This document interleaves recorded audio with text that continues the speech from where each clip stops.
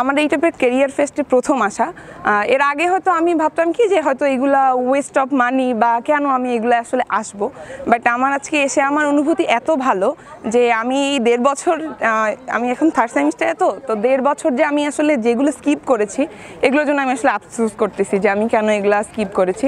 তো আজকে হচ্ছে আসিফ ইকবাল স্যারের যখন স্পিচ দিচ্ছিলেন তখন একটা কুইজ হয়েছিল, তো আমরা সবাই মনোযোগ দিয়ে শুনেছি। তো সেইখান থেকে আসলে একটা হচ্ছে কুইজ কম্পিটিশন হয়েছিল, সেখানে আমি একটা বই জিততে পেরেছি। এটা হচ্ছে আমার অন্যতম একটা অনুপ্রেরণা থাকবে। আমি যদি কখনো ইনশাল্লাহ আমার কর্পোরেট লাইফে যেতে পারি, এই বইটা আমার আসলে একটা সম্মান স্মারক হিসেবে থাকবে। এটা আসলে আমার কাছে একটা শুধু বই না, একটা ইন্সপিরেশন। তারপর স্যারকে সামনাসামনি দেখেছি, স্যারের স্পিচ শুনেছি, স্যারের নিজের বই, স্যারের সাইন করা স্যারের হাত থেকে পেয়েছি। আসলে এর থেকে সুন্দর আর কি হতে পারে।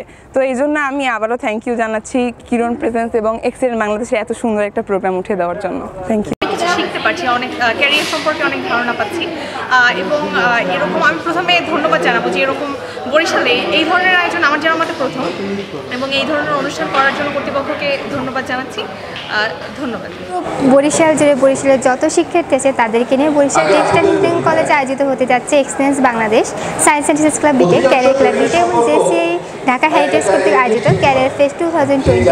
তবে আজকের প্রোগ্রাম নিয়ে আমরা আনন্দিত, কারণ বরিশালে নর্মালি আমরা এত বড় কর্পোরেট লিডারদের একসাথে পাই না। তাদের থেকে আমরা তাদের ক্যারিয়ার গাইডলাইন পেয়েছি, তাদের থেকে সেশন পেয়েছি এবং তাদের থেকে আমরা অনুপ্রাণিত পেয়েছি যে লাইফে আমরা কীভাবে উন্নতি করব, যার ফলে আমাদের জীবনে তাদের গাইডলাইনগুলো দিয়ে আমরা আমাদের ক্যারিয়ারের রোডম্যাপ তৈরি করব। মানে আমরা একাডেমিক থেকে কীভাবে কর্পোরেট সেক্টরে লিড করব। That's all. Thank you.